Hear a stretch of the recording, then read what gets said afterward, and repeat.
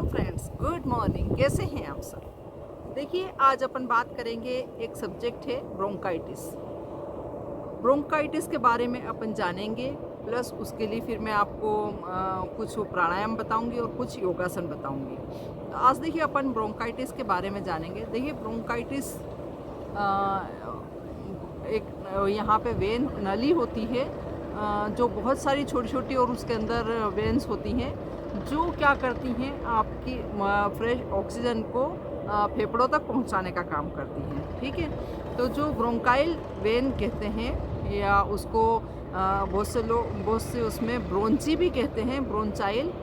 तो देखिए, ये जो ब्रोंकाइटिस बीमारी होती है, इसमें क्या होता है, तो जो ब्रोंकाइल वेन है, जो नली है, उसके अंदर स्वेलिंग आ जाती है या वो सिकुड़ जाती है। देखिए, अब इसके क्या रीज़न्स हैं। सबसे पहले इसका आता है स्मोकिंग। अगर आप धूम्रपान करते हैं तो ये बहुत ज़्यादा इन्फेक्टेड होती है, जिससे ये चीज़ें उसमें स्टार्ट हो जाती हैं। अगर आप जो है बच्चे हैं छोटे, तो बच्चों को एयर पॉल्यूशन, जैसे कि बड़ी सिटीज़ में आजकल एक्यूआई ख़राब चल रहा है, तो उसकी वजह से, धुएं की वजह से, पॉल्यूशन की वजह से उनमें ये प्रॉब्लम आ जाती है। और किसी में जेनेटिक भी होती है, किसी के पेरेंट्स को है प्रॉब्लम, तो बच्चों में भी आ जाती है। ठीक है, तो ये सारा एटमॉस्फेयर पे डिपेंड करता है, प्लस आपकी जेनेटिक साइंस पे डिपेंड करता है, और आपके धूम्रपान जिसे कहते हैं, स्मोकिंग पे डिपेंड करता है। तो ये चीज़ें से आपकी ये इन्फेक्टेड हो जाती है पूरी वेन, और जिससे आपको सांस लेने में दिक्कत होती है। देखिए, ब्रोंकाइल नली जो है, उसका क्या काम है, उसमें जो छोटी छोटी सी वेन्स होती हैं, वो सारी आपके हार्ट तक ऑक्सीजन को ले जाने का काम करती हैं, आपके लंग्स तक ऑक्सीजन को ले जाने का काम करती हैं, प्लस आपका कफ और ये जो भी है, वो सारी चीज़ें बाहर निकालने का काम करती है। ठीक है, यानी आपके लंग्स को हेल्दी रखती है, जिससे ऑक्सीजन अंदर लेके और दूसरे जो भी दूषित पदार्थ हैं, जो भी निकलता है कफ वगैरह, वो सारा बाहर को फेंकती हैं। ये उनका काम होता है। प्लस वो लंग्स को आपके सेफ रखती हैं, हेल्दी बनाती हैं।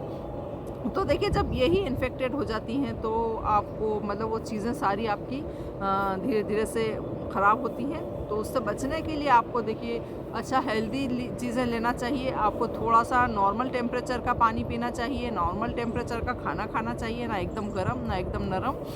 और जो है ऐसी, उससे एटमॉस्फेयर से बचना चाहिए जहाँ पे वायु प्रदूषण ज़्यादा है, जहाँ पे पॉल्यूशन बहुत ज़्यादा है, वहाँ पे आपको उस एटमॉस्फेयर से बचना चाहिए। अगर आप स्मोकिंग करते हैं तो उससे दूर हो जाएं, जब आपको प्रॉब्लम शुरू हो गई है तो। अब देखिए, उसके लिए मैं आपको प्राणायाम बता देती हूँ, बहुत अच्छे प्राणायाम है उसके लिए। तो देखिए, सबसे पहले तो भ्रस्त्रिका बहुत अच्छा है। भ्रस्त्रिका क्या करता है, उसको ऐसे ऐसे बनाता है जिससे वो फ्लेक्सिबल बनती है, वो नली आपकी फ्लेक्सिबल बनती है, जिससे उसमें ज़्यादा से ज़्यादा ऑक्सीजन अंदर जाती है।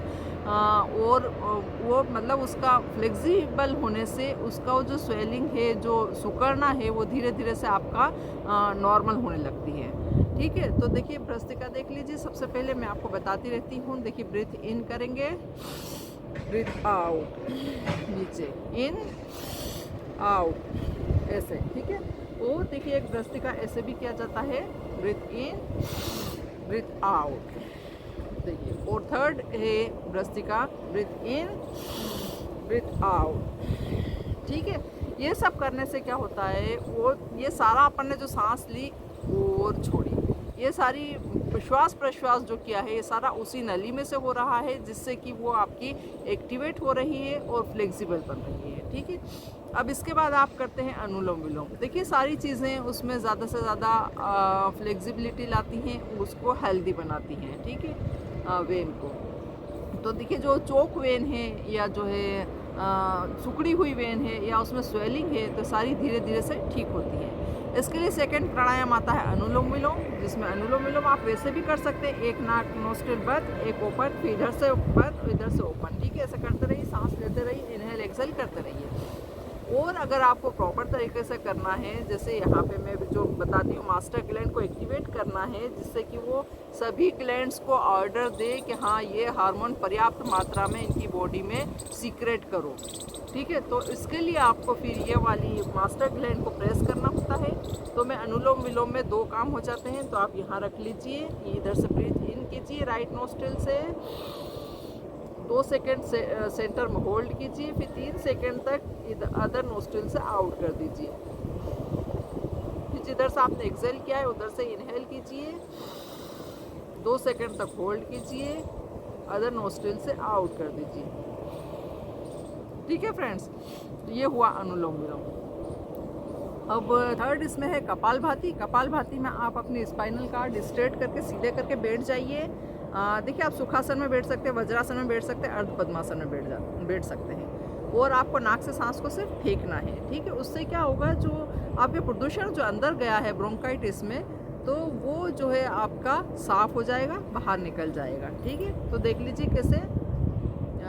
एक बार गहरी सांस ले लीजिए। अब आपको सांस नहीं लेना है और सांस को सिर्फ बाहर फेंकना है नाक से। देखिए इसे।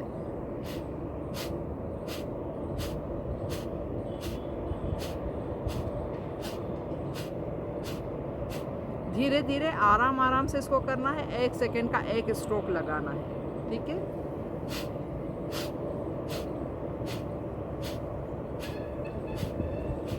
ठीक है फ्रेंड्स, तो ये हुआ इसके लिए कपालभाति प्राणायाम। अब इसके लिए आता है उज्जयी प्राणायाम।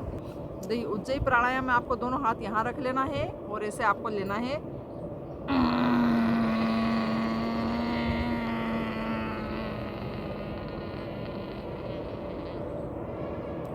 इससे आपका पूरा वोकल ग्लैंड ब्रोंकाइल तक साफ होगा, क्लीन होगा। स्टार्टिंग में आपको गले में खराश महसूस हो सकती है, लेकिन धीरे धीरे से वो चीज़ें आपकी ठीक होने लगेगी। तो देख लीजिए फिर से कैसे। ब्रीथ इन,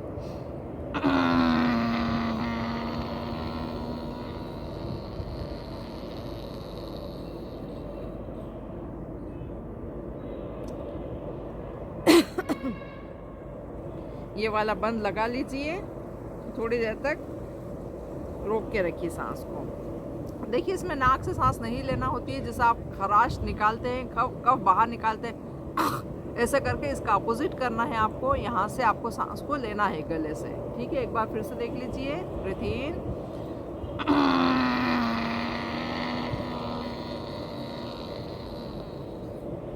ठीक है फ्रेंड्स, तो ये हुआ उज्जयी प्राणायाम।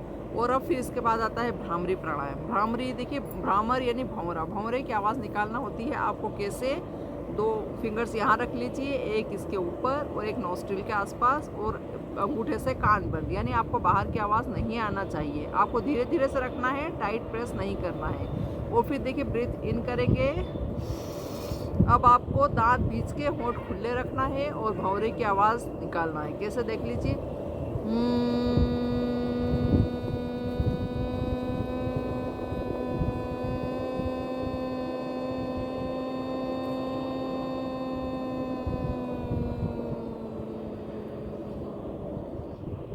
देखिए, इस आवाज़ का भी एक क्रम है। स्लो टू फास्ट जाना है, low pitch to high pitch तक ले जाना है, फिर हाई पिच से वापस लो पिच तक आना है। ऐसे करके आपको सांस छोड़ देनी है। ठीक है, इतने में आपकी सांस पूरी बाहर निकल जाएगी। फिर से देख लीजिए एक बार। देखिए, सांस भरना है गहरी,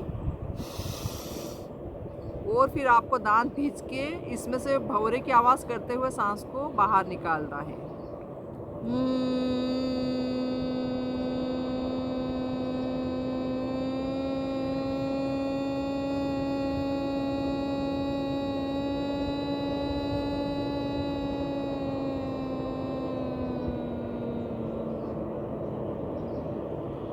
आगे समझ में। तो ये इसके 5 प्राणायाम हैं जो मैं इसके लिए बता रही हूँ आपको, ब्रोंकाइटिस के लिए।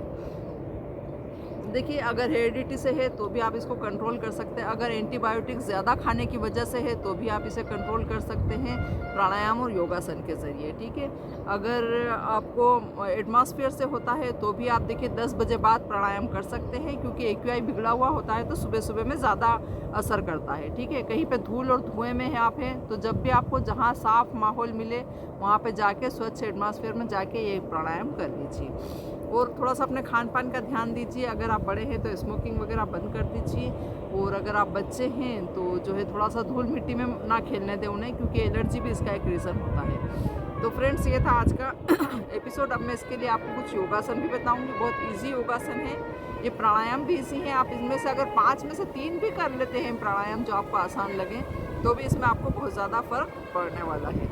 तो ये आज का टॉपिक था ब्रोंकाइटिस के लिए, जो समस्या सर्दियों में बढ़ जाती है, अक्सर मेट्रोपॉलिटन सिटी में बहुत ज़्यादा बढ़ जाती है और लोग बहुत ज़्यादा इससे परेशान होते हैं। उससे आपको सांस की कमी पड़ने लगती है, धड़कनें तेज़ हो जाती है, हार्ट बीट बढ़ी हुई रहती है, आपको कुछ निगलने में नहीं आता है, बोलने में दिक्कत आती है, आपको फीवर आ जाता है और आपको गले में दर्द होता रहता है।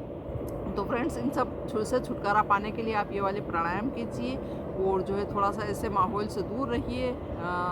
अगर आपको बाहर ऐसा एटमॉस्फेयर है तो घर में रहिए। और देखिए, एक और इसके लिए बात, देखिए आप वो वाले प्लांट्स लगाइए जो ऑक्सीजन का ज़्यादा से ज़्यादा उत्सर्जन करते हैं, ज़्यादा से ज़्यादा ऑक्सीजन छोड़ते हैं। उन प्लांट्स को आप लाके घर में रख सकते हैं, ठीक है। घर के अंदर जो रहने वाले प्लांट हैं उनको आप घर में लाके डाल सकते हैं, रख सकते हैं, तो वो आपकी ज़्यादा से ज़्यादा कार्बन डाइऑक्साइड को सोखेंगे और ज़्यादा से ज़्यादा ऑक्सीजन का उत्सर्जन करेंगे, जिससे भी आपको रिलीफ मिल सकता है। तो ये कुछ बातें ध्यान में रख लीजिए। अब मैं नेक्स्ट एपिसोड इसका बनाऊंगी जो है एक्सरसाइज, योगासन, ठीक है। कौन कौन से योगासन ब्रोंकाइटिस के लिए किए जाते हैं जो इसमें आपको रिलीफ दे, ठीक है। तो देखते रहिए फ्रेंड्स, मेरी चैनल लाइक कीजिए, शेयर कीजिए, सब्सक्राइब कीजिए। Thanks for watching.